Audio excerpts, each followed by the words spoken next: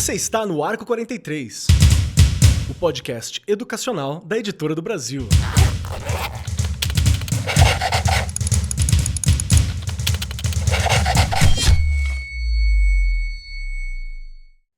Saudações para você, meu querido professor, minha querida professora. Seja muito bem-vindo, muito bem-vinda, muito bem-vindo e cola conosco, porque nós estamos começando mais um Arco 43 podcast para o seu coração, aqui da Editora do Brasil. E hoje o nosso tema é um daqueles temas que são elementares à discussão e que nós não vamos esgotar, mas é importante ser discutido, mas é importante ser discutido, falarmos sobre, entendermos, nos apoderarmos cada vez mais do tema e discutir cada vez mais o tema.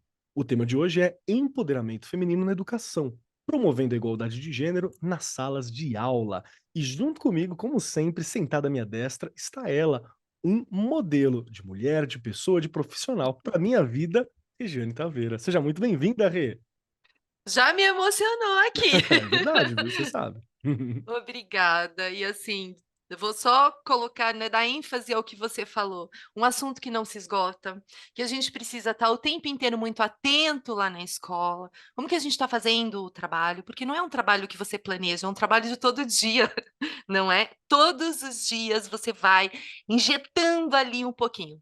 Nos meninos, nas meninas, nas professoras, nos professores, não é? O tempo inteiro você está ali fazendo aquele trabalho de formiguinha que a gente vem falando aqui, né, aos longos aí dos episódios. Não dá para parar, não é fácil, não se esgota, tem muita coisa para refletir, para discutir e para a gente continuar melhorando, avançando. Avançamos? Avançamos, mas precisamos avançar muito mais, não é, Kelly? Mas eu vou Perfeito. parar, porque olha, a gente só tem convidadas aqui que, olha, de tirar o chapéu. Tô errada?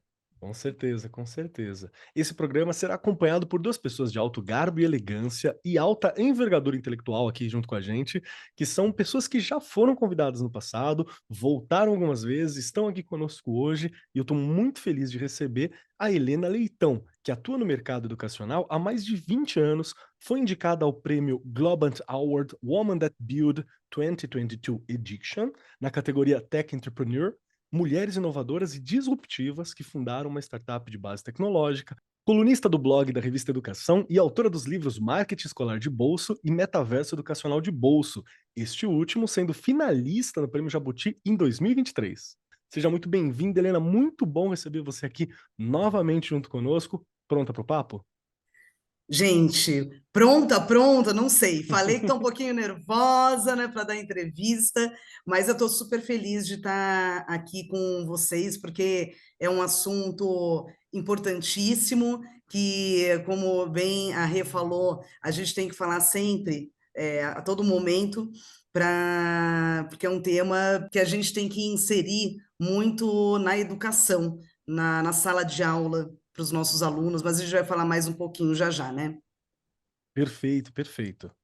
E também temos aqui compondo esta mesa a Simone Mota, que publicou seu primeiro livro em 2011 e em 2014 foi finalista do Prêmio UFF de Literatura e atualmente tem 10 livros publicados e 3 textos publicados em antologias. A Simone também trabalha como roteirista e em 2019 roteirizou e dirigiu seu primeiro curta-metragem, O Chega de Exceção. Seja muito bem-vinda, Simone, muito bom ter você aqui com a gente hoje discutindo e conversando sobre mais um tema tão importante, né? Porque o último que a gente conversou é uma daqueles temas também que nós vamos reviver e refalar e é importante relembrar. Então, muito bom ter você aqui. Pronta para o papo? É como a Helena disse, né? A gente quer sempre estar pronta, mas nunca está pronta de fato, né? Mas vai fluindo e a gente vai contribuindo e colaborando com as nossas experiências, com a nossa narrativa, que eu acho que é isso que o podcast tem feito com todas essas conversas, né? Dado uma contribuição que a gente, quando está aqui conversando, nem consegue dimensionar onde ela alcança, como ela vai se perpetuar. Então, que seja mais um encontro desses de plantar boas sementes em quem estiver escutando a gente, participando aqui conosco. Perfeito. Fique conosco que nós voltamos em um minutinho. E aí, você já imaginou ter um assistente virtual para te ajudar na preparação das suas aulas? Sem precisar de mais aplicativos. Apresentamos o WhatsApp Educa, a solução de inteligência artificial no WhatsApp, que entende as suas necessidades como professor. Com o WhatsApp Educa, você planeja suas aulas 100% via WhatsApp, acessando rapidamente informações seguras, extraídas diretamente dos conteúdos dos livros da Editora do Brasil. Tá na hora de economizar tempo e facilitar o seu dia a dia com o WhatsApp Educa.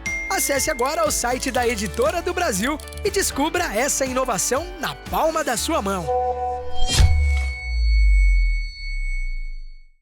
Este episódio ele surge a partir de uma reflexão que ele é bem profunda e necessária. Foi inspirado por uma matéria da revista Arco 43, a edição 10, produzida aqui pela Editora do Brasil. Ao nos depararmos com esse conteúdo, nós percebemos a urgência e a importância de ampliar a conversa sobre o papel das mulheres na educação e como as suas vozes são essenciais para promover uma transformação verdadeira e duradoura. Portanto, nós decidimos nesse episódio aprofundar um pouco essa conversa com mulheres que não são apenas importantes, mas essenciais para liderar esse diálogo, para dirigir esse diálogo junto conosco. Vamos explorar como o empoderamento feminino não apenas fortalece as mulheres educadoras, mas também influencia positivamente o ambiente escolar e contribui para a construção de uma sociedade mais igualitária e inclusiva. Então, se prepare para este papo que vai ter histórias inspiradoras e perspectivas importantes e poderosas de mulheres que estão aí na linha de frente da batalha pela igualdade de gênero na educação. Regiane Taveira, minha primeira pergunta e a primeira fala que eu quero ouvir é sua. Bora. Se prepara. Rê, você é uma diretora de escola e já participou de todos os postos de trabalho possíveis dentro de uma escola. A gente sempre conversa sobre isso aqui, Sim. né? Como é ser uma mulher e estar à frente da direção de todos os aspectos que vão envolver uma escola, que vão pilotar essa escola? Porque eu não tenho certeza como que funciona em todos os estados, mas as escolas estaduais de São Paulo, elas têm um peso muito grande dos diretores, né? A visão do diretor, ela ajuda muito a direcionar para onde que vai, qual que é o perfil de escola. Existe todo um trabalho que envolve a disposição, a forma como o diretor se envolve com a comunidade, né? Que dá essa visão, que capitania realmente a escola. Em que momento que você falou assim, é direção, é bastante coisa, é para mim, vamos lá.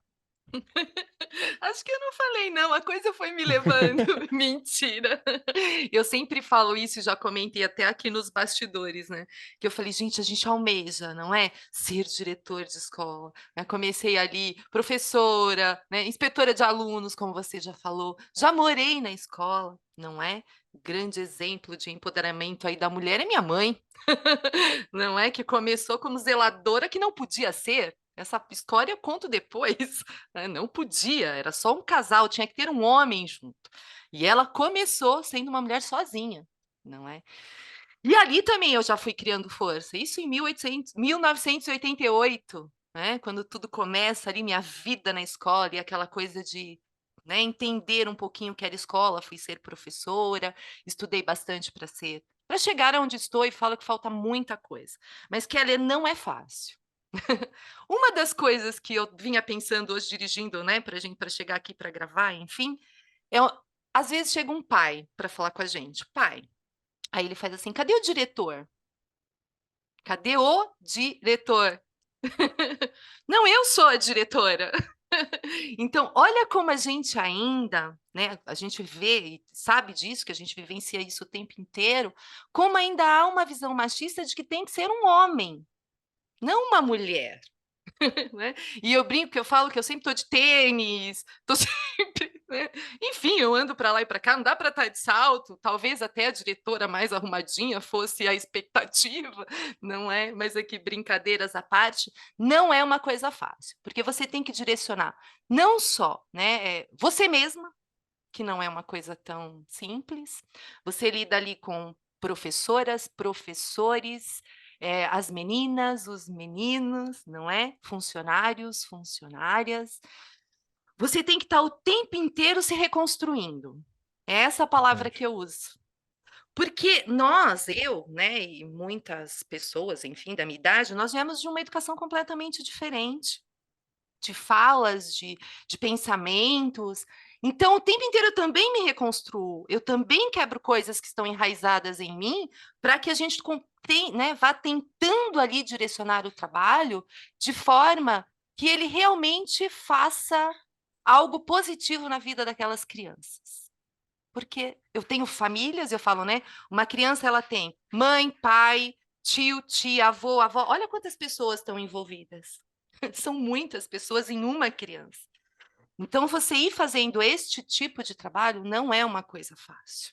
Eu já contei aqui a questão da comunidade, sim, me ajuda muito, né? Ter a parte da comunidade junto comigo, as coisas que eu tenho extracurriculares, né? Em parceria com a comunidade. Você vai construindo ali uma família, mas mesmo assim, todo dia você está ali brigando e lutando para que a coisa se direcione no caminho correto. Né? E correto nunca vai ser, porque você vai errar também muitas vezes. Mas não é fácil, Keller. Não é uma profissão fácil. E eu falo que eu sou muito feliz no que eu faço, já disse isso 1000 vezes, não quero me aposentar. Tenho 30 anos de rede, já podia falar tchau, vou embora, a idade não deixa, mas não pretendo nem quando a idade estiver ali. Se eu puder, eu vou continuar. Mas não é fácil. Porque parece que a gente está no século XXI, e essa é uma frase que também eu já usei aqui, e que as coisas estão totalmente resolvidas e elas não estão. Elas borbulham ali o tempo inteiro. Então, você tem o tempo inteiro que estar trabalhando de forma a uma coisa que eu já comentei aqui também. Eu fiz um trabalho uma vez com relação a essa questão de gênero ali, né? Então, sem fila de menino, sem fila de menina, gente, eu queria um rebu na escola.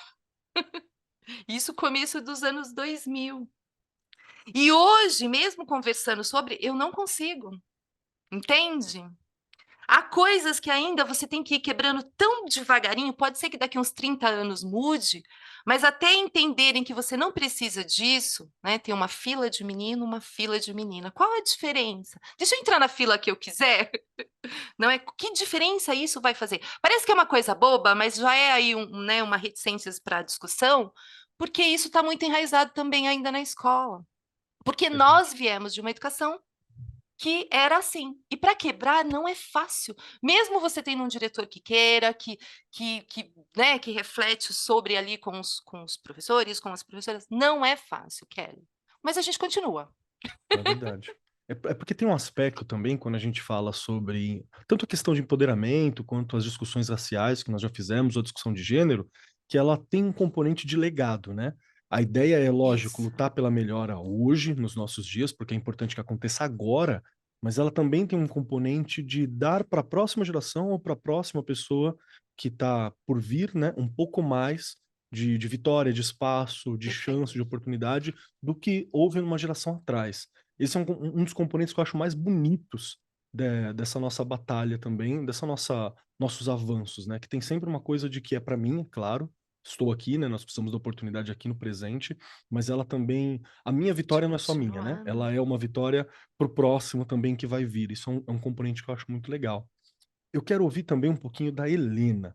Helena, a mesma questão para você, porque você está em dois mundos, né? Você está tanto na educação, trabalhando na área de educação, né, apoiando, permitindo que diversos materiais ou diversas questões sejam facilitadas para os professores através dos materiais didáticos, através das informações que vêm para a gente. O livro do Metaverso é fantástico, assim, é um material muito à frente do tempo, sabe? É um material que você pega para ver e tem uma discussão muito para além das discussões de metaverso que nós vimos, que era uma coisa meio de entretenimento, né? Não tem uma preocupação real com a possibilidade educacional e como isso vai abrir fronteiras, assim. É toda uma linha de frente que vai estar para a educação, mas que também está no meio empresarial, né? Então você está nesses dois mundos, tem dois mundos que está sendo aberto essa fronteira. E aí eu tenho a mesma pergunta para Rê, que eu fiz para Rê para você, que como você vê o papel da mulher e os desafios que enfrentam nesse mundo? Como foi acordar um dia, levantar e falar assim, bora lá, eu quero estar aqui no meio das empresas, eu quero estar aqui nesse ambiente que em muitas áreas predomina o papel masculino e sufoca um pouco também o papel das mulheres em diversas áreas assim no geral. No plano da tecnologia é algo que acontece com alguma frequência, por exemplo, e na educação. Então tem duas linhas de frente que você atua e atua com mulher e atua construindo também essa próxima ponte. Como é isso? Então, até puxo a fala da Rê, tipo, acho que a gente não acorda e fala, eu queria ser diretora de marketing, né?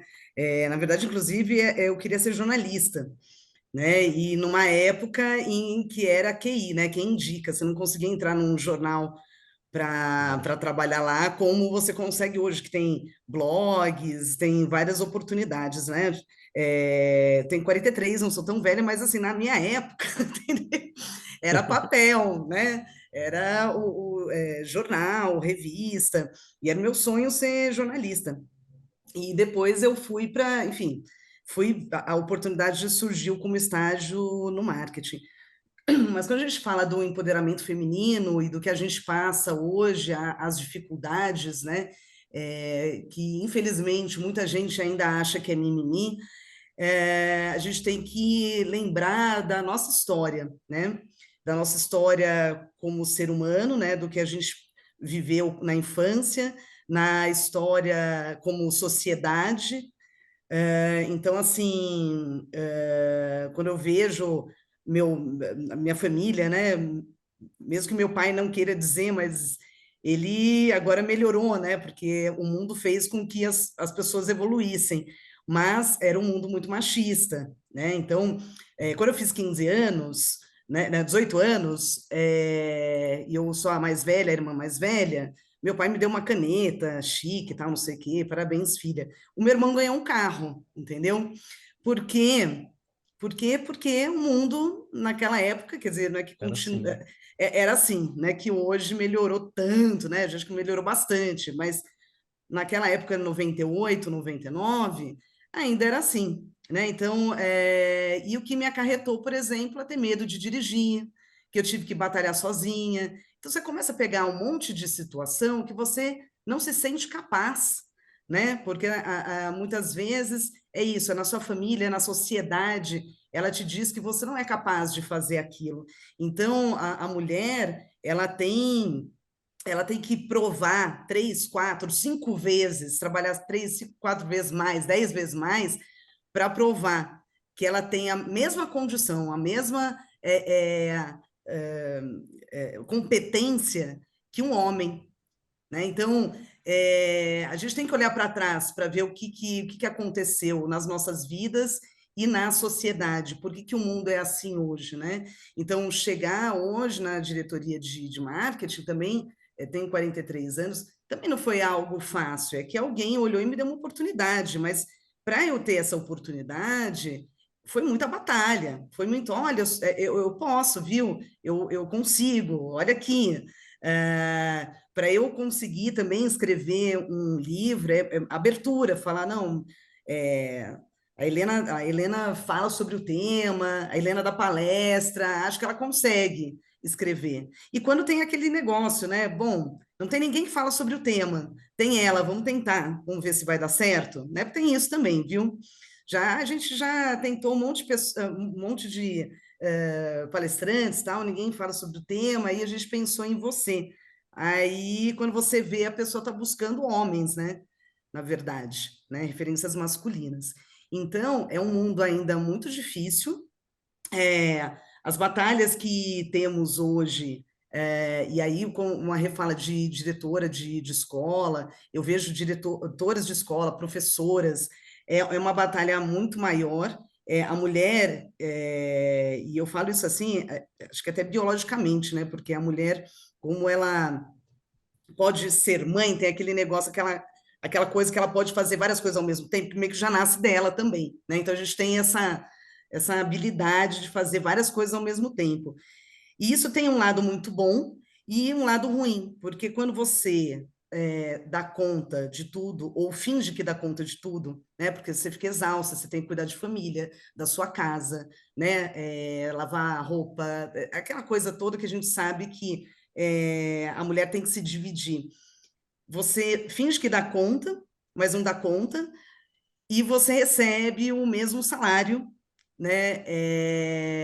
Ou menor de que um cara, por exemplo, um homem, que não faz um terço do que você faz. Isso acontece nas empresas, tá? Normalmente, isso tem diversas pesquisas, e não é só aqui no Brasil. né, no mundo todo. E nas escolas acontece muito.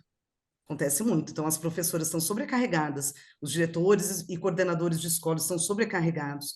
Tem um dado muito importante do Censo 23, que eu até anotei aqui, 80% dos diretores de escola, tá? Rede pública e privada, são do sexo feminino, 80%. Só 21% tem formação em gestão escolar. Então, você vê que a mulher, ela conquista lá meio que na garra, né? Não tem um suporte muito, né, do governo de formação, de gestão escolar. É um professor apaixonado que foi galgando na carreira. Muitas vezes a mulher não tem tempo para fazer um curso de formação, porque ela tem as outras atividades que já são meio que instituídas para ela fazer, como cuidar da casa, do homem, das crianças, né?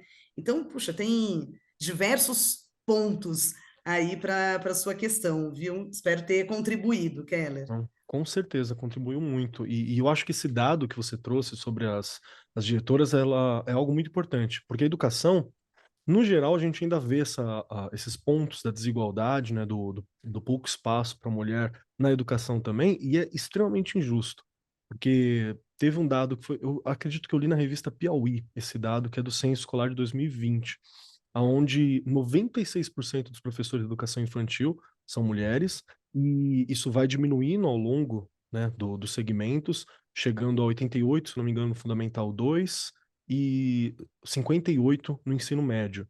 E, por fim, você vê que as mulheres estão presentes em toda a estrutura, né? Vai ficando um pouco menos ao longo das especializações, mas elas estão presentes em toda a estrutura e dá aproximadamente 81% das professoras, dos professores que são mulheres.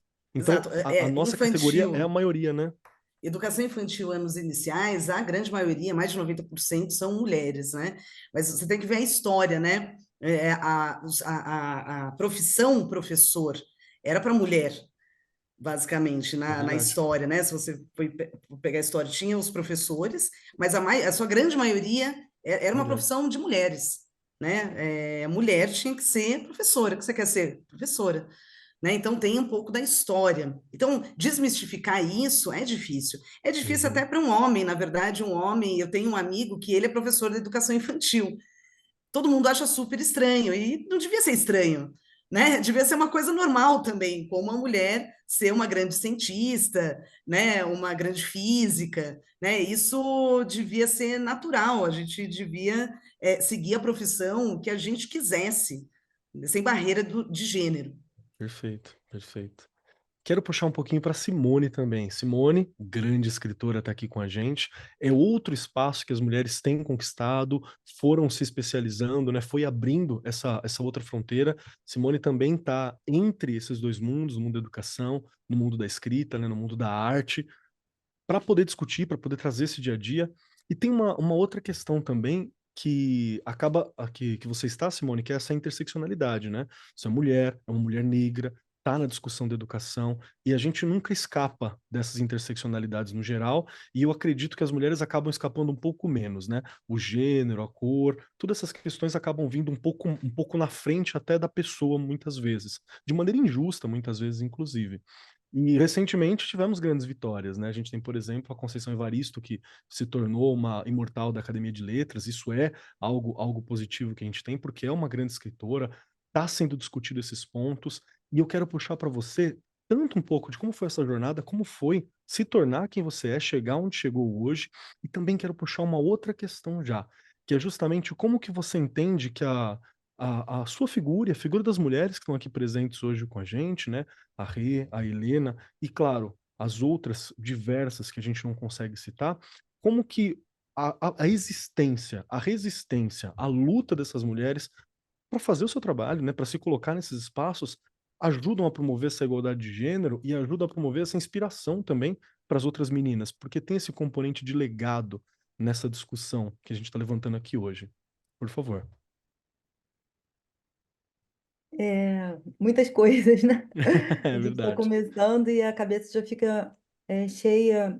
Antes de responder diretamente o que você está colocando, eu fiquei pensando muito o quanto o feminino está presente na educação, né? E para além da sala de aula, inclusive, porque se eu penso na minha família, por exemplo, né, de mulheres não alfabetizadas, inclusive em sua maioria, não alfabetizadas que eu digo pelo sistema educacional, né? Mas que, no entanto, foram as educadoras dos seus filhos, as mediadoras da educação, as auxiliares do processo educacional escolar, e como ainda é hoje. A mulher, como Helena colocou, ela acumula função, e essa função de ser a parceira mais forte que a escola tem nesse processo educacional, em geral, é a mãe, é a avó, é a tia.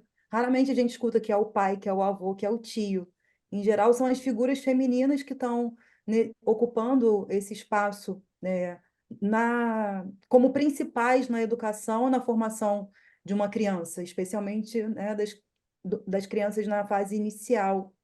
E, é, e quando eu penso isso, eu penso nessa minha família, né, de mulheres negras, não instruídas, que, no entanto, a minha mãe, por exemplo, ela fez até o que se dizia sexta série, né, era ginasial na época, né? E, no entanto, ela acompanhou a nossa formação escolar durante todo o período que a gente estava na escola. Ela parou de me acompanhar especificamente quando eu entrei no ensino médio. Até porque eu fui fazer uma coisa muito específica, fui fazer curso técnico, então já era uma jornada muito mais difícil para ela acompanhar. Mas como que essas mulheres, né, se viraram e se fortaleceram de maneira autônoma e, em geral, Sim. solitária, para educar os seus filhos, até na ausência do conhecimento formal, por assim dizer.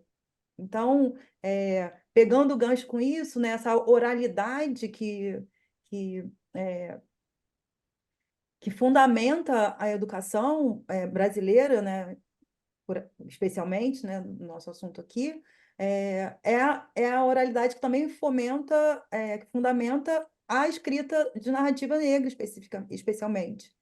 Né? A gente começa a escutar as histórias dos nossos avós, a população negra não tem registro, também não tem registro de história, e essas histórias vão acontecendo porque as comunidades não se desgrudam, elas se fortalecem, os quilombos estão aí até hoje sobrevivendo a todas essas outras estruturas, e a gente consegue, aos poucos, transformar oralidade em escrita, e aí sim conseguir chegar, por exemplo, a uma Conceição Evaristo numa academia brasileira, ainda não, olha o ato falho, ainda não, mas uma academia mineira de letras, que é pouco para o tamanho da Conceição, uma mulher que é professora, que publica seu primeiro conto ainda adolescente, com 17 anos, se eu não estou equivocada, e só se consegue ser reconhecida como uma escritora aos 40 anos.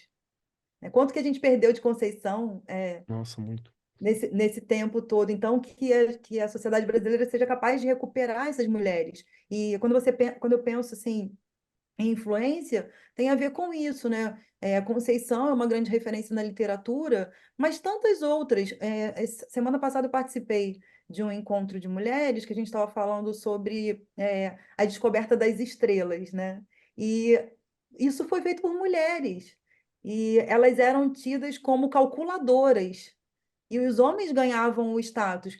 Quando a gente vai pesquisar, né, sobre espaço, né, vai consultar a NASA, ciência, cadê as mulheres? Como se as mulheres nunca tivessem existido nesse campo. E, no entanto, as mulheres sempre estiveram lá, à sombra dos homens. Então, quando eu penso em inspiração, em escola, que histórias que a gente pode trazer, inclusive através da própria literatura, para que essas crianças conheçam e reconheçam a potência dessas mulheres, não de agora, porque de agora, de certa maneira, a gente tem até um certo espaço, até nas mídias, mas para que elas entendam que isso não começou agora, né? Como diz Jurema Werneck, nossos passos vêm de longe. E, e, e a gente precisa também, como inspiração, não pensar só nas mulheres do nosso tempo, mas das mulheres que fazem o que a gente consegue ser hoje nesse tempo. Eu fiz transição de carreira, né? Eu sou formada em eletrotécnica pelo Cefet, eu fiz curso técnico e depois eu fui muito nessa área das exatas, me formei em estatística, fazia mestrado em engenharia de petróleo, então na minha vida passada eu estava nesse lugar e o que eu vivi profissionalmente foi preconceito ao extremo. Eu sei o que é estar dos dois lados, né? O que é você estar na ciência que esperam que é a ciência da mulher, que são as humanas, né? E o que é você estar do outro lado, que é a exata. Então, lá naquele lugar é ainda mais cruel, porque eu, por exemplo, eu perdi a vaga de um estágio quando eu tinha uns 19 anos, por um amigo que não foi aprovado na prova teórica. Eu sei porque ele era meu amigo, ele fez a mesma prova, ele não foi aprovado na teórica. Mas o gerente dessa empresa falou que não receberia estagiária na gerência dele. Então, meu amigo entrou na vaga que eu fui Nossa. aprovada integralmente. Então, para ter uma noção, né, do quanto a questão de gênero extrapola todos os limites. O do respeito, né? O do direito, e por aí vai, né? A gente precisa, de fato, resgatar o máximo possível a história da presença feminina em todos os espaços, para que a gente consiga mostrar para essas crianças que a gente não está. É ótimo ser mãe cuidadora, eu adoro esse meu lugar, mas eu não sou só mãe. As mulheres não estavam só cuidando dos seus filhos. Elas estavam em todos os lugares, elas estavam Perfeito. engenheira, como tem a primeira engenheira negra lá no sul, na década de 40, né? Como teve Benê Ricardo, a primeira mulher negra a se formar na escola de culinária oficialmente. A gente precisa ir resgatando essas histórias para que as crianças, né, os jovens entendam que a nossa luta não começou agora. Ano passado, você citou que eu sou roteirista. Ano passado, eu tive a oportunidade de fazer pesquisa para um documentário chamado Lobby do Batom, e fala da presença das mulheres na Assembleia Constituinte.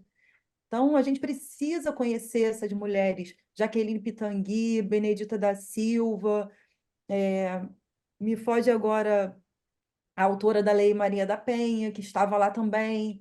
Enfim, 28 mulheres que estavam lá lutando pelos nossos direitos. E quem é que está falando dessas mulheres, né? Quem conhece essas mulheres e as suas histórias? Mulheres extremamente importantes para os poucos direitos que nós temos hoje, que são poucos ainda, a gente quer mais. Perfeito, perfeito. O que eu levanto também dessa questão é que, assim, a fotografia, quando a gente analisa o momento, né, ela demonstra todos esses desafios, essas dificuldades que a gente ainda tem para enfrentar. E, de novo, gente, ouvinte que está acompanhando a gente aqui, são desafios para a construção de uma sociedade justa, né? Não tem nada aqui que está sendo pedido que seja absurdo. A gente está falando Sim. sobre justiça, né, sobre espaços que são espaços de merecimento mesmo, são espaços que são necessários. E quando a gente fala sobre esses apagamentos de mulheres que você trouxe tão bem, Simone, eu vejo muito isso na filosofia, né? Eu sou professor de filosofia, de história, de projeto de vida, e na filosofia é absurdo como você não vê o cânone da filosofia, né? Essa filosofia sagrada, discutindo as diversas mulheres que tem na filosofia. E muitas vezes a gente tem um currículo, principalmente quando a gente está falando sobre escolas da rede privada, que tem um currículo que ele já vem com um sistema de ensino. Fico muito feliz que vários desses currículos hoje tragam espaço onde a gente tem historiadoras aparecendo, tem mulheres filósofas aparecendo, mas ainda acho que poderia ser mais, né? Vou dar um exemplo meu, já entrando inclusive numa pergunta que eu vou fazer daqui a pouco para vocês, que é sobre estratégias que a gente pode fazer para ajudar a promover essa igualdade, ajudar a promover essa representatividade, que é muito importante. É muito importante que a jovem menina que está na escola olhe mulheres e se tenha mulheres como referência, né, e tenha possibilidades porque tem uma aula que eu dou, pelo menos uma aula específica só sobre aonde estão as mulheres na filosofia, sabe? Pelo menos uma vez eu dou essa aula, que é para falar que existe, sei lá, Cleobulina de Lindos, você tem Hipátia de Alexandria, Ludengarda von Beigen, Christine de Pizan, Emily de Chatelier, Anne Coney, Mary Wollstonecraft. Tem um monte de filósofas que estão apagadas assim pelo cânone. E no Brasil a gente tem a Conceição Evaristo, que também tem um trabalho filosófico que você consegue trabalhar ali. Você tem a Sueli Carneiro, que, rapaz, é uma divindade, assim, né? Doutora em educação pela Universidade de São Paulo. Então tem a Lélia Gonzalez, que é incrível, que às vezes a gente ouve, inclusive, esses nomes por pessoas de fora. Eu me lembro muito uma vez que a gente estava ouvindo a Angela Davis e o pessoal perguntando, né? Ah, filósofas que você acha que referencia, né? E a Davis fala, não, vocês estão no Brasil, cara. Vocês têm Sueli Carneiro e Lélia Gonzalez, assim. Vocês têm tudo que vocês precisam, né, para trabalhar. E, de novo, passa por nós, professores, não conhecermos. Esse é um problema, gente. Tudo bem o nosso estudante não ter esse conhecimento, ter sido privado disso, mas a gente que é professor, a gente precisa dessa formação, a gente precisa desses nomes, né? Inclusive, esse papo que nós estamos tendo aqui hoje é justamente para isso. E aí, eu tenho mais uma pergunta para você, Rê, agora. Se Bora prepara. lá. Ai, ai, Rê, ai. quero falar com você um pouquinho sobre algumas estratégias que a gente pode ter para tentar fortalecer esse empoderamento das mulheres. Se você tem alguma ideia, se tem algo que você acha que ajuda. E, de novo, às vezes são atos pequenos, né? Como, por exemplo, quando a Helena fala sobre a gente ter essa liberdade, né? Por que tem uma divisão a partir do gênero para o trabalho, né? Por que não pode ser só trabalho e você vai lá e trabalha, né? Quando a Rê fala sobre as filas também, é uma dessas possibilidades. Conhecer esses nomes é uma possibilidade. Então, Rê, tem alguma estratégia que você acha que ajuda, que é importante, que são processos? Olha, Keller, já vou aqui colocar logo de cara que a gente precisa o tempo inteiro estar fazendo formação com os professores, tá? Sempre. Porque para ele, né, para elas lá e eles montarem, planejarem uma aula, eles também precisam estar bem, né? Eu falo que armados para que eles possam dar opções. Quando eu digo que lá na educação é todo dia que a gente tem que fazer isso, são nos pequenos detalhes mesmo o tempo inteiro. Apresentar, sim, né? E a gente conhecer, né, as mulheres que se destacaram no Brasil, não dá para trabalhar todas, mas vamos refletir um pouquinho, vamos fazer uma pesquisa? Não é levar para a sala, porque eu falo, eu estou lá com os meus pequenos, mas eu estava trabalhando o Grêmio esses dias, olha que interessante, uma menina do primeiro aninho, ela acabou de chegar na escola, vai fazer 7 anos, e aí ela é representante de sala. Outra coisa também que eu acho interessante já começa por aí. Representante de sala tem que ser um menino e uma menina. Não, representante, você vai pôr lá os nomes, você vai votar, saírem 2 meninas, tudo bem. Entende? Já começa aí. Pode ver, toda a escola, Keller, a gente escuta isso. Um menino e uma menina. Gente, se eles votarem em 2 meninas, É e se eles verdade. votarem em 2 meninos? Peraí, né? Eu vou representar a sala? Por que tem que ser um casal? E a gente, para quebrar isso, também não é fácil.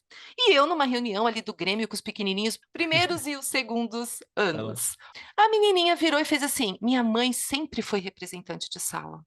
Eu estou continuando o legado dela. Ela tem 6 anos, gente. Mentira. Tá? Eu tenho filmado. Não, eu queria beijar, né? Eu queria abraçar, beijar. Ou seja, se você pode, eu brinco sempre que a escola também é capaz de fazer isso. Professores e professoras entendam o que eu vou dizer agora. Essa menina tem tudo para explodir, certo? Só que ela também, no meio do caminho, pode encontrar alguém que barre. Porque ela é aquela que vai falar, que vai criticar, que vai refletir. E às vezes aluno ou o aluno não é muito bem visto. Por alguns, não adianta, isso é verdade. Eu vejo, peraí, daqui a pouco você fala, não é? Que nem eu estava falando e ela levantou a mão, e eu, tá bom, pode falar. Então, estou continuando o legado da minha mãe. Ela escutou isso? Óbvio, ela escutou, mas é muito interessante. Esse tipo de trabalho dos representantes de sala, que é uma ideia. O Grêmio é importantíssimo na escola, tá? As chapas ali, a chapa que ganhou na minha escola, a presidente é uma menina. Legal.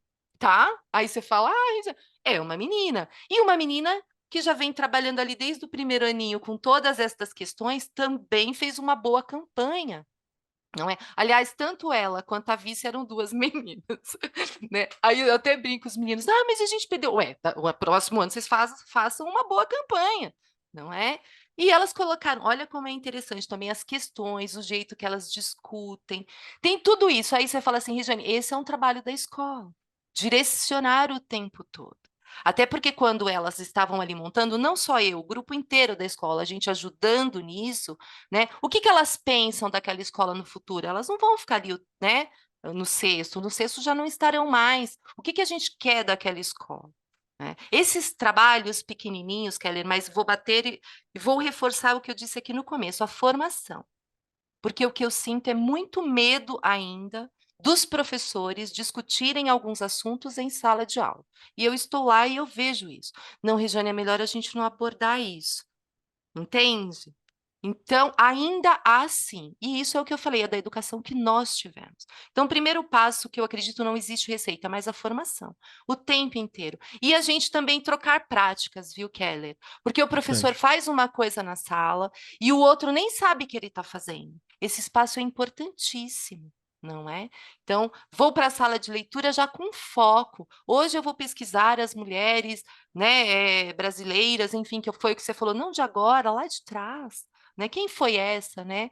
Eu falo a Leolinda Daltro, acho que é isso, se não me falha a memória, né? Foi uma pessoa super importante, tem gente que não sabe nem quem é, não é? E eu me identifico muito com ela, eu brinco sempre, porque naquela época, 1800 e alguma coisa, ela já era desquitada, cuidava dos 5 filhos, trabalhava fora. Então, assim, você vê, e trabalhar isso com a meninada de hoje, olha quanto tempo faz. E o que que tinha ela ser desquitada? Ela criar 5 filhos, né? Então, coisas que a gente pode ir comparando, que parece que todo mundo veio de família com pai, mãe, tudo bonitinho, e mostrar isso lá na escola. Porque eles entendem, entendem muito bem. Então, eu acho que um dos passos aí é isso, né? A gente mostrar o que tem lá atrás mesmo, e que a gente hoje é muito parecido. Perfeito, perfeito. Gosto muito porque é sobre uma mudança mesmo de postura, né? Como que eu vou lidar com essas questões? É uma mudança de postura que, gente, mudança de postura, ela é fácil de se fazer, né? A gente começar a ir atrás, a gente começar a correr Isso. atrás, né? Não tenho que comprar algo muito específico ou construir uma coisa específica. É muito sobre como nós vamos agir, né? E se policiar no sentido de estar sempre olhando e vendo o que que eu estou reproduzindo. Helena, quero muito ouvir de você também que tipo de estratégia ou de iniciativa você acha que é interessante nós fazermos para facilitar, né, para poder construir essa igualdade, esse espaço para as mulheres? E ainda vou dificultar um pouquinho mais a pergunta para você, que eu quero acrescentar sobre que tipo de postura que eu posso fazer também para igualdade de gênero mesmo, para ter esse envolvimento dos homens, das mulheres que nós temos, para ser um esforço coletivo, né? Bom, eu acho que a primeira coisa é a educação mesmo, né? Tem que estar lá desde pequeno, é, em textos, nos livros, na formação de professores, em absolutamente tudo, o tema de igualdade e gênero, né? Entre outros temas, né? Relevantes, né? O antirracismo, enfim, esses temas que hoje a gente sofre muito é tudo por conta de uma história infelizmente péssima, né? De um histórico que a gente agora tem que recuperar, né? Então, assim, a educação tem que começar desde então dos pequenos, educação, né? Porque daí a gente não teria o que é adultos ignorantes hoje, né? Então, porque a falta de conhecimento é ignorância. Então, às vezes, a pessoa ela tem certos preconceitos por ser ignorante, é isso que eu quero dizer. Então, assim, você trabalhar esses temas desde pequeno, essas estratégias que a Rê está falando, né? Então, a educação é fundamental. Mas, mais que isso, acho que existem estratégias, assim, ou fórmulas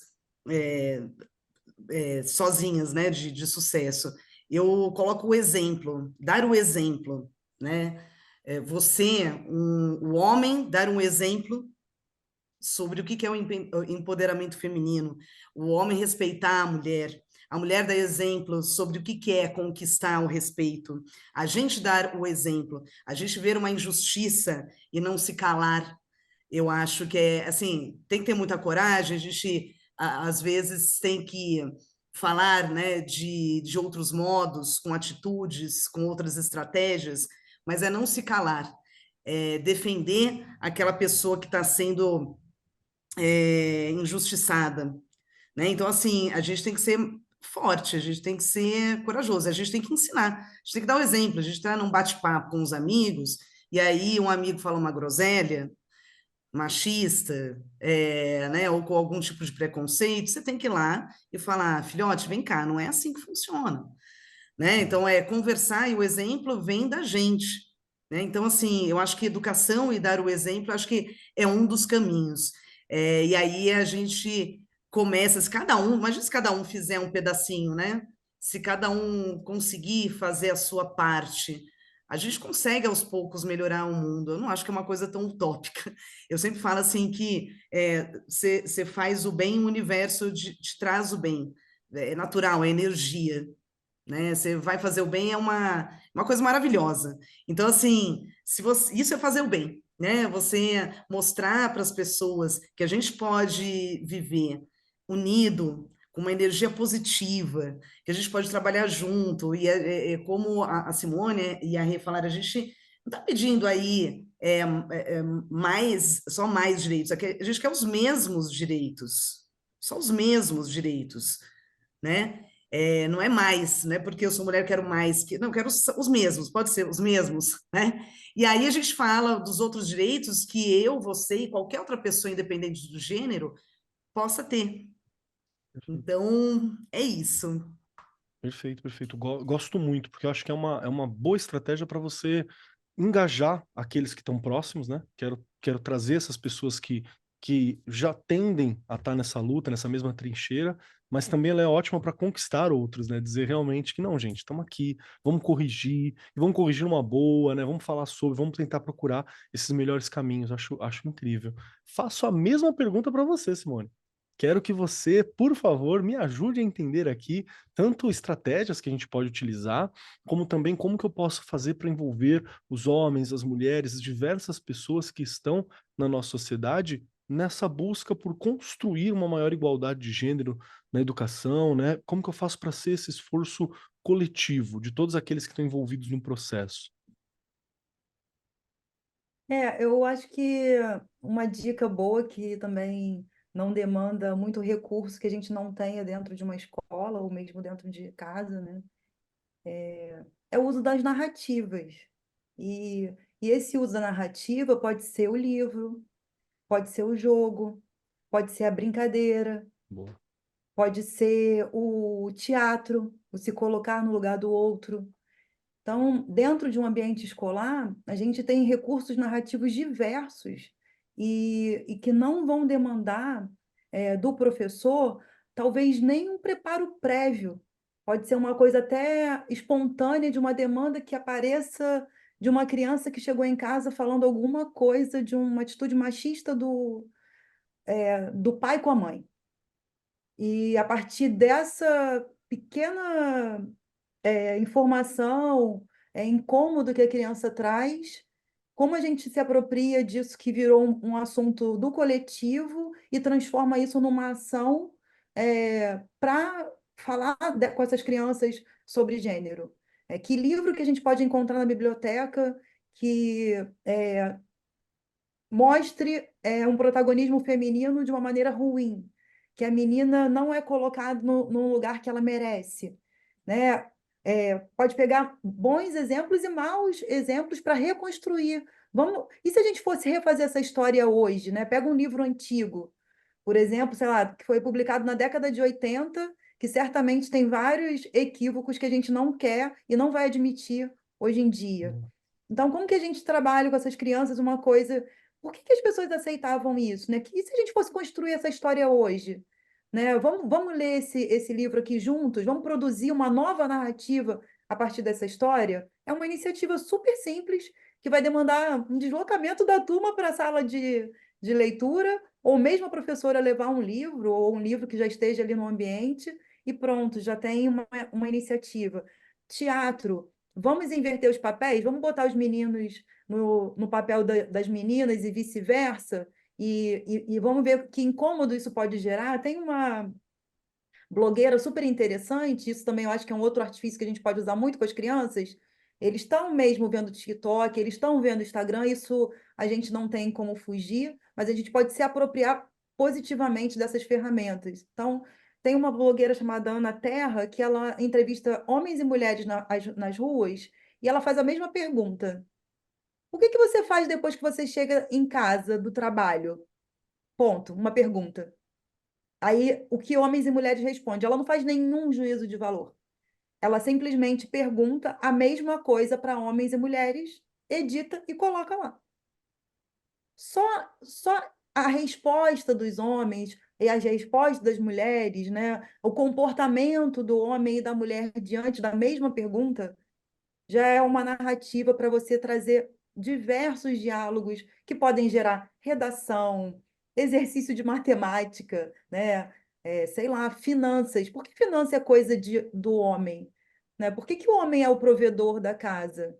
Se tem famílias que nem têm a presença masculina. Se a grande maioria das famílias são sustentadas por mulheres. Então, tem tanto, mas tem tanto gancho simples, né?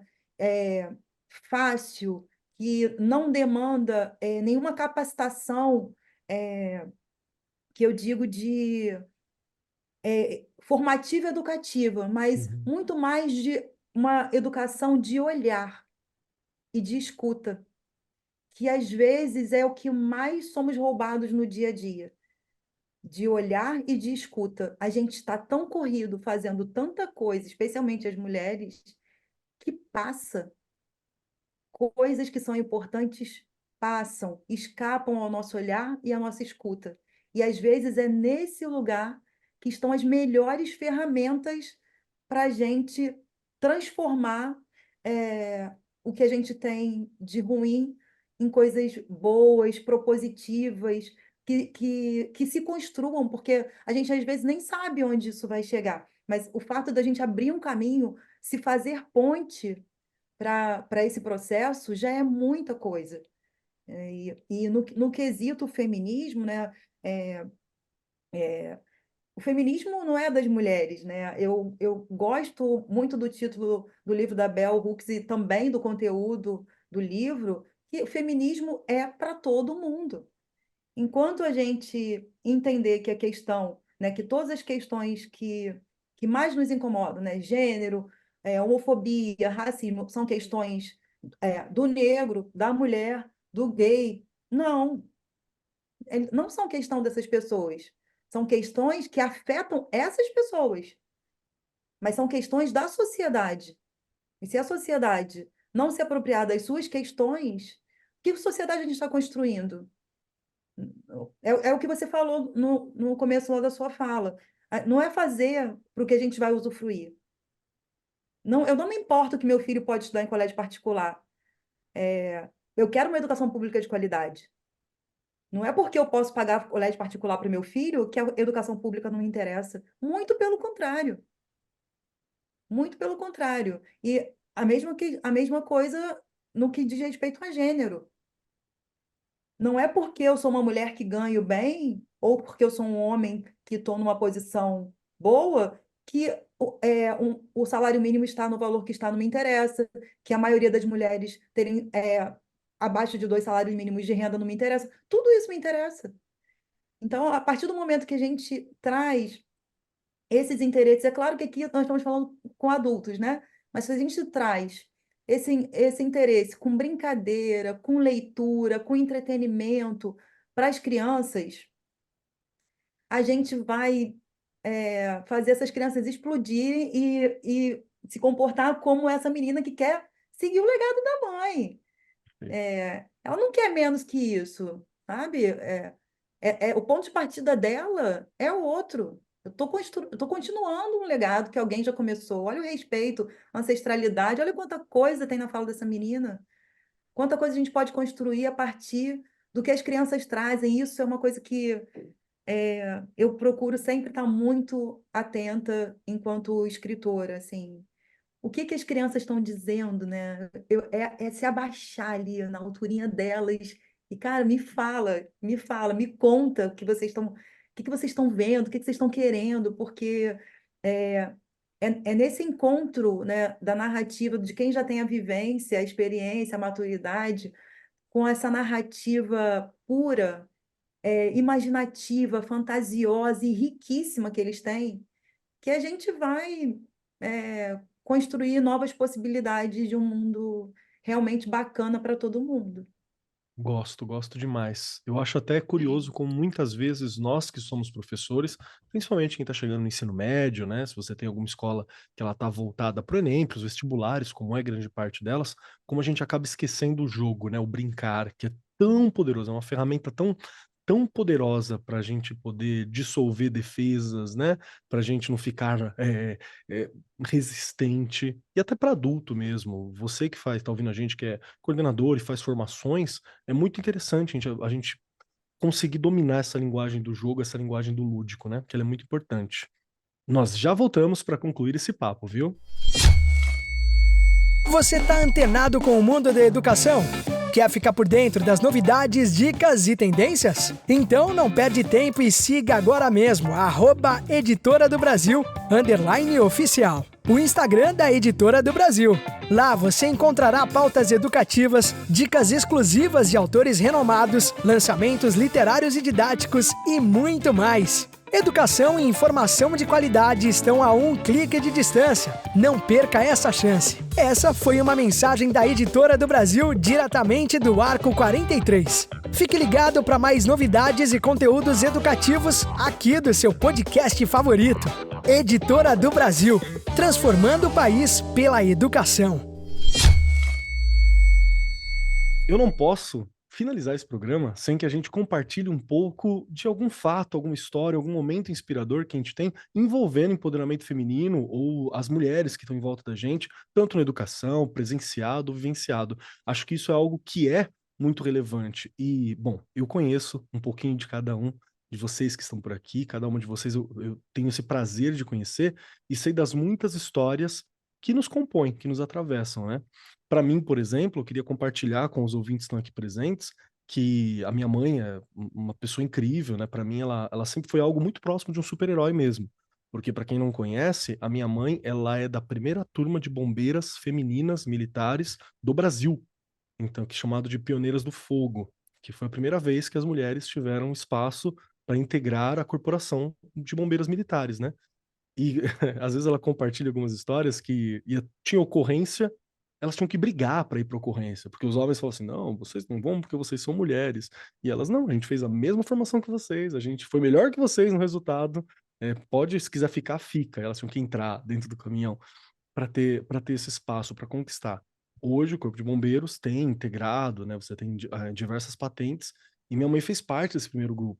Então é muito louco para mim ter visto, né, a minha mãe ser mergulhadora premiada, fazer as ocorrências, fazer os treinamentos, ter tido a chance de participar dos treinamentos de bombeiro mirim com ela como instrutora, ela corrigindo, né, ensinando a nova geração de bombeiros, muitas vezes homens ou mulheres que têm presentes.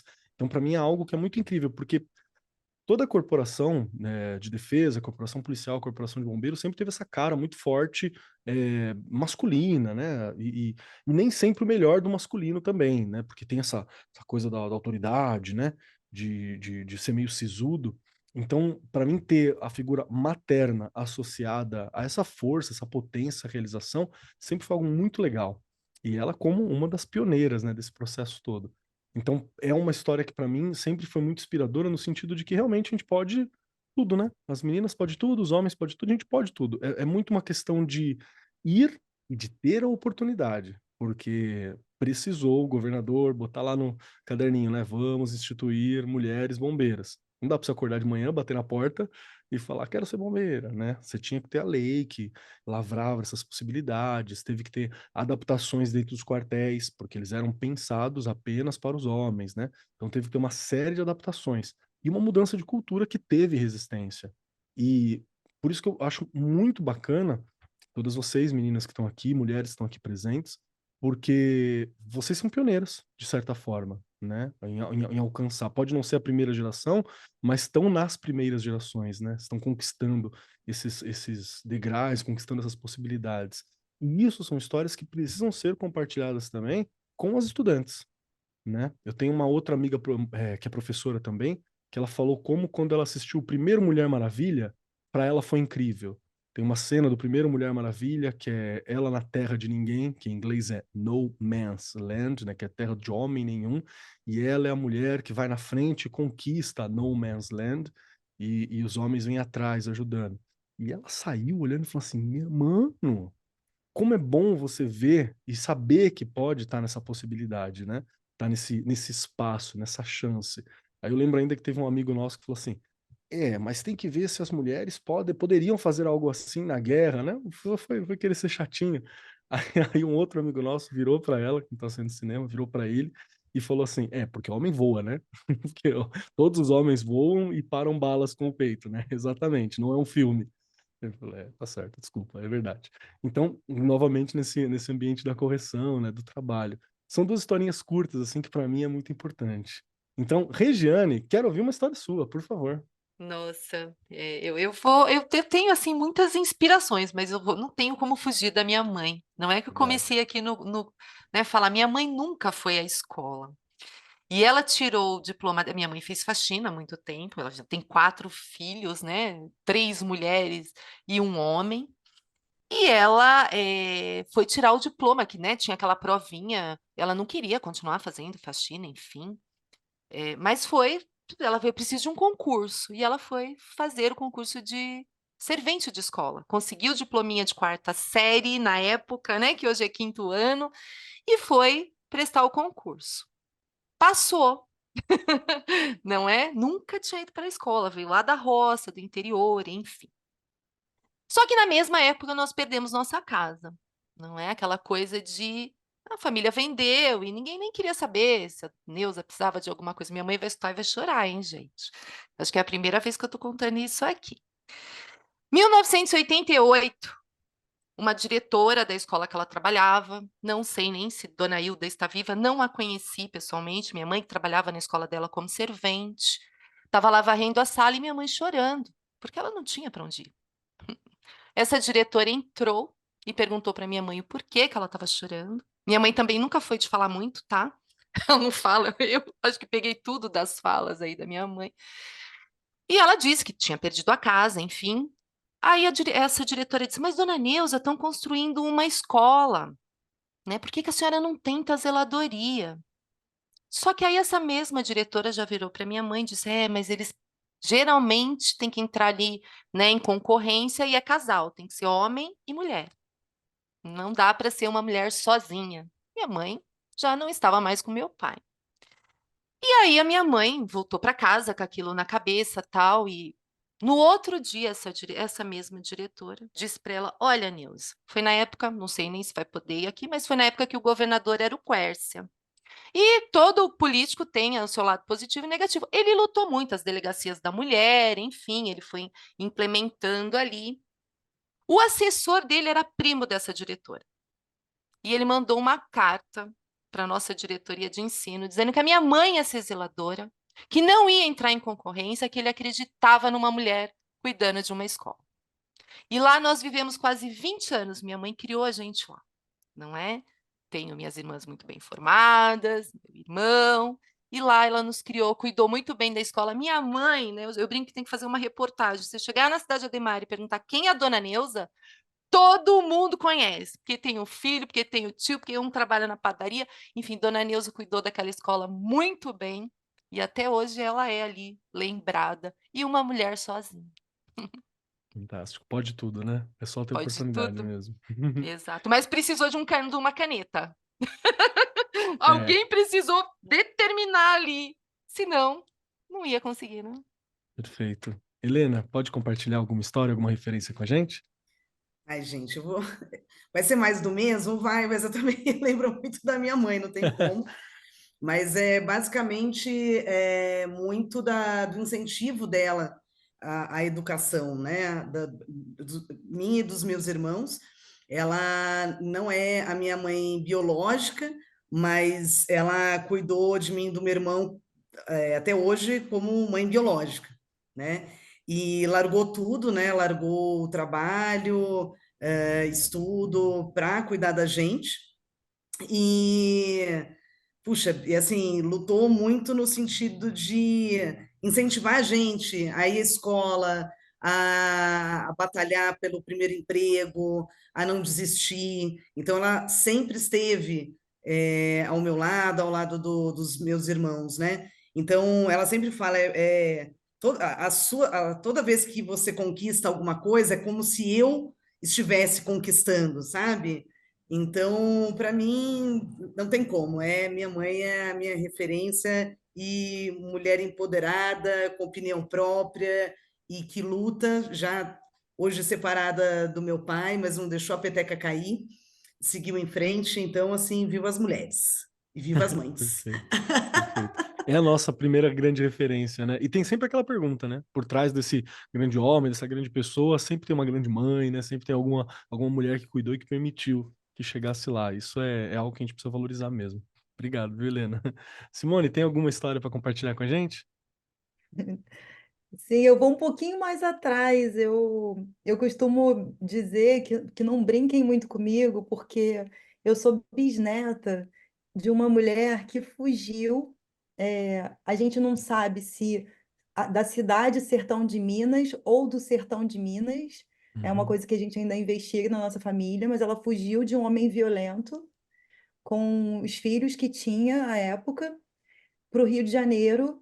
E aqui ela casou novamente. A minha bisavó, ela casou 3 vezes. Você imagina, né? Minha bisavó, pensa aí de quando ela é. Então, eu sou dessa linhagem de mulheres sem medo. Eu acho que foi isso que minha mãe me deixou de melhor assim na minha educação. Embora minha mãe eh, tenha sido uma dona de casa que largou o trabalho, como a maioria das mulheres da geração dela, para casar e cuidar dos filhos, ela nunca deixou de trabalhar. Ela sempre fazia um negocinho em casa, fazia um salgadinho para fora. Sempre teve o seu dinheirinho ali, né? Como ela costumava dizer que ela era o caixa 2, né, da casa, assim. Então, e eu sou de uma família que a minha geração não é a primeira geração de pessoas que vão para a universidade. As minhas tias mais novas, elas foram para a universidade e então para depois da minha bisavó, eu tenho o exemplo de 2 tias que são mulheres solteiras, não casaram, não quiseram ter filhos, são independentes, construíram sua vida sozinhas, né? Sozinhas no sentido de não ser dependente de ninguém, né? Não que elas não Uhum. namorem, muito pelo contrário, é, mas nesse sentido, né, de ser sozinha. E hoje, assim, eu fico muito feliz, né, de estar vendo a geração seguinte à minha, que hoje eu estou com a minha sobrinha fazendo intercâmbio em Bruxelas. Amanhã é aniversário dela, então deixo um beijo Uhum. aqui para Cecília, minha sobrinha. Então você vê se fazer parte, né, de uma família de mulheres que não não se deixaram vencer pelo imposto, né? Lutaram, entenderam as suas potências e, com todas as dificuldades, né? Cada um na sua possibilidade de ser e de melhorar, foi progredindo, e mais que isso, foi abrindo espaço para as outras continuarem progredindo, né? Hoje, quando eu vejo minha sobrinha fazendo uma coisa que sempre foi um sonho meu, eu sempre sonhei fazer intercâmbio, nunca tive essa possibilidade por questões financeiras, né? E hoje possibilitar, né? Toda a minha família se uniu, fizemos o que pudemos para possibilitar que ela hoje esteja lá fazendo esse intercâmbio. Ela passou em primeiro lugar na UFRJ em Ciências Sociais, que não é, né? Não é engenharia, não é uma coisa assim, né? Aquela que todo mundo Fantástico. fica dando qualquer dinheiro para você ir. Não, ciências sociais, primeiro lugar na UFRJ, e a gente conseguir possibilitar essa experiência, mesmo não sendo família rica, sendo família de trabalhadores, mas ela está lá continuando, e tenho certeza que o que vai vir para frente dessa geração só vai ser melhor. Todas as mulheres da nossa geração para frente, todas que estão aí acreditando nas nossas possibilidades, só vão colaborar para que seja melhor. Parece frase de geladeira, né? Uma dá a mão para a outra, mas é nessa frase que parece boba de geladeira, mas que existe na prática, de fato, entre mulheres. As mulheres, diferente do que os homens querem pregar, elas não estão umas contra as outras. Vocês estão muito enganados. Nós estamos uma pelas outras. E sim, a gente está dando a mão uma para a outra e se puxando e se levando junto para o alto e avante, para frente. Perfeito, Então, perfeito. falar, eu acho que dessas mulheres da minha família é um pouco falar das mulheres de todas as famílias brasileiras, né, que em toda medida já vivenciaram alguma história como a Regina contou, como a Helena contou. E, e é isso, a gente não vai recuar. É desse ponto que a gente conquistou para frente, né?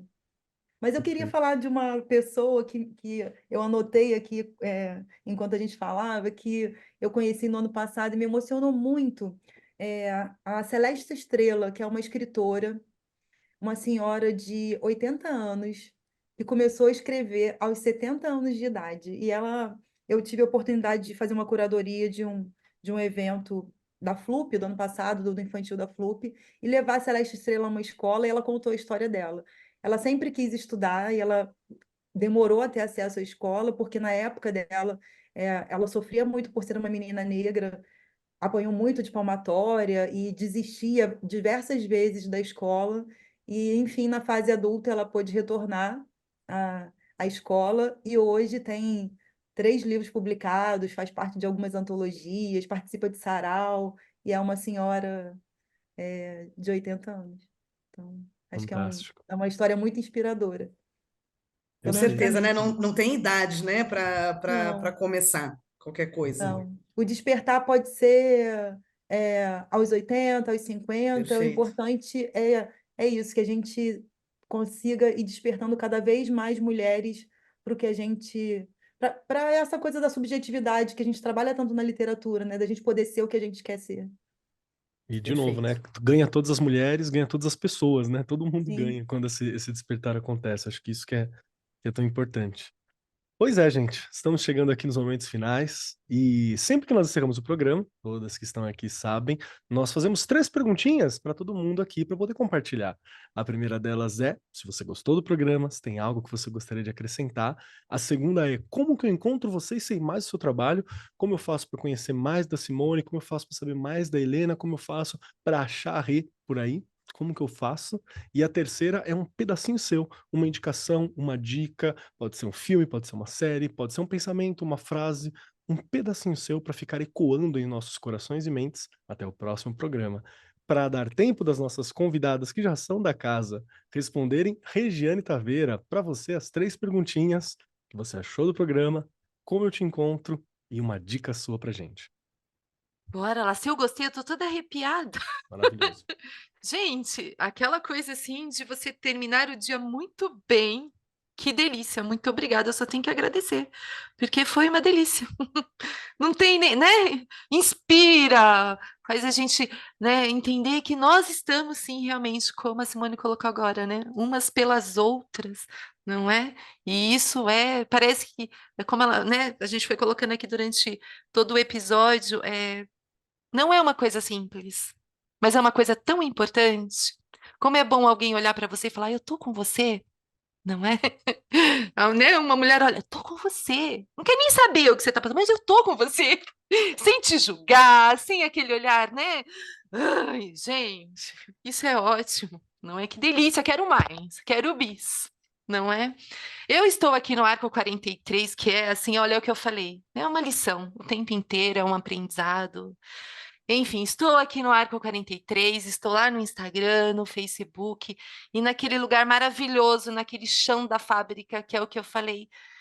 É um trabalho árduo, mas é um trabalho que eu não troco por nenhum. Eu estou no lugar onde eu gostaria de estar, não é?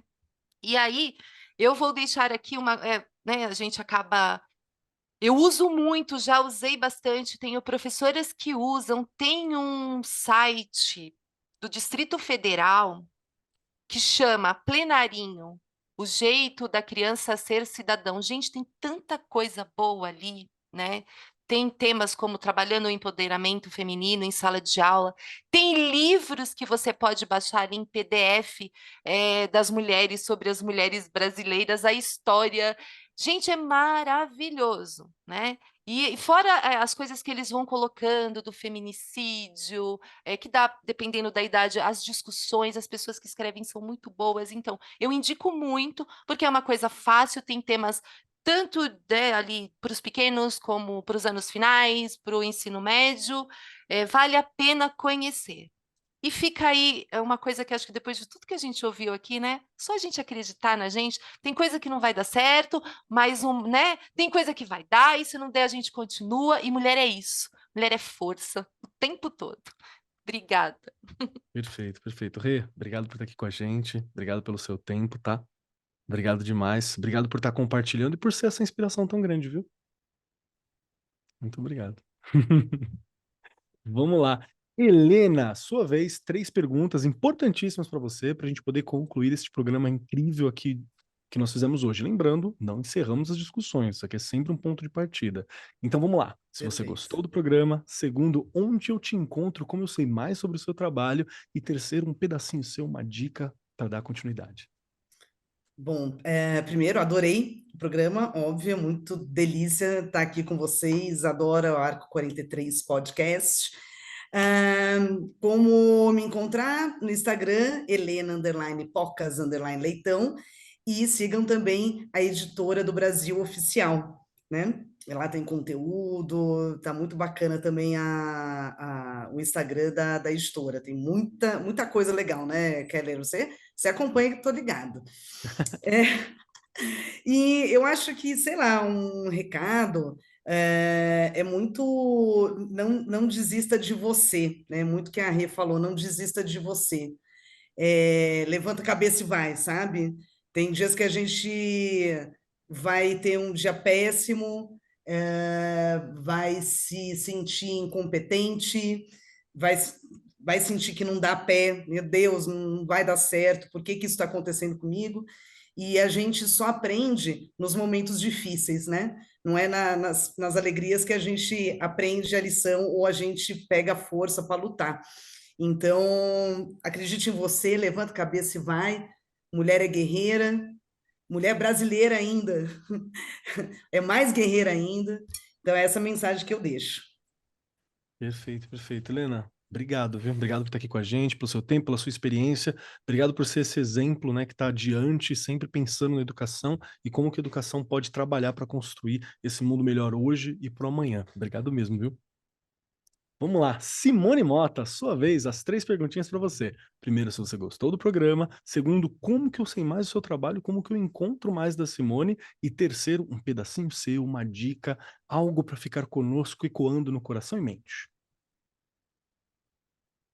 Ah, não tem como não gostar de um papo desse, é maravilhoso a gente ter espaço, né?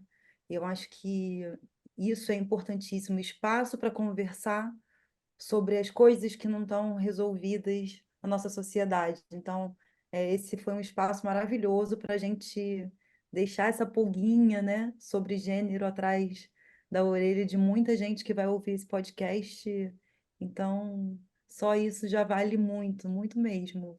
Fico muito feliz de estar no radar de vocês para essas conversas que realmente me interessam muito e que eu sempre espero contribuir, mas que também contribuem muito para a minha própria formação, para o que eu estou buscando dentro do meu trabalho, nas narrativas que eu produzo. Então, muito obrigada, foi realmente bem prazeroso estar aqui. Para me encontrar, eu acho que a maneira mais fácil é Instagram. Também pode me achar lá na Editora do Brasil. Eu estou lá fazendo parte do trabalho que que a Helena faz, volta e meia, meu livro, ou eu, né? A gente está sempre aparecendo por lá, então vocês também me acham na Editora do Brasil, que eu sou autora da casa. É uma alegria, ser autora dessa casa. Espero continuar por muitos anos publicando por aqui. E aproveitando, né, a gente está falando de mulher, mas eu, como uma mulher negra, acho que não posso sair dessa conversa sem fazer um recorte racial desse assunto, né? Porque as mulheres negras estão na base da nossa pirâmide, né? Homens brancos, mulheres brancas, homens pretos, mulheres negras.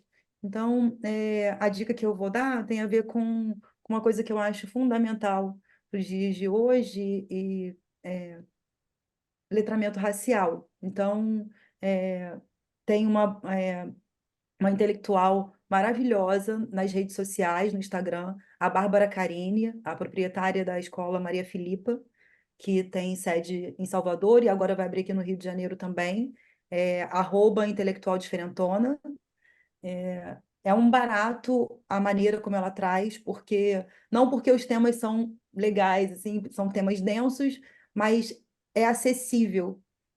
De fato, só não vai acessar esse lugar de letramento racial quem realmente não quiser, porque a Bárbara Carini tá oferecendo realmente um serviço à sociedade, na maneira como ela se coloca diante do racismo que a gente vive na nossa sociedade. Então, sigam a Karine. E como a gente está aqui na Editora do Brasil e falando de educação, tem esse livro que fala da Anália Franco, que foi escrito pela Andrea Taubman e a Ana Cláudia Ramos, Aquilo que Ninguém Vê. Então, fala dessa mulher que abriu creches e escolas para as primeiras crianças nascidas livres nesse país, pensando, né, no caminho educacional para essas crianças. Então, são essas as minhas duas dicas de mulheres que são importantes a gente conhecer. Perfeito, perfeito. Simone, obrigado pelo seu tempo, obrigado por estar aqui com a gente, por trazer suas contribuições, sua experiência, seu olhar e por sempre lembrar a gente daquilo que é importante. Todas as vezes que você esteve aqui, trouxe tão bem referências e pontos que a gente não pode perder de vista para a construção da sociedade, da igualdade e da educação que a gente precisa. Então, muito obrigado, viu? E vamos lá.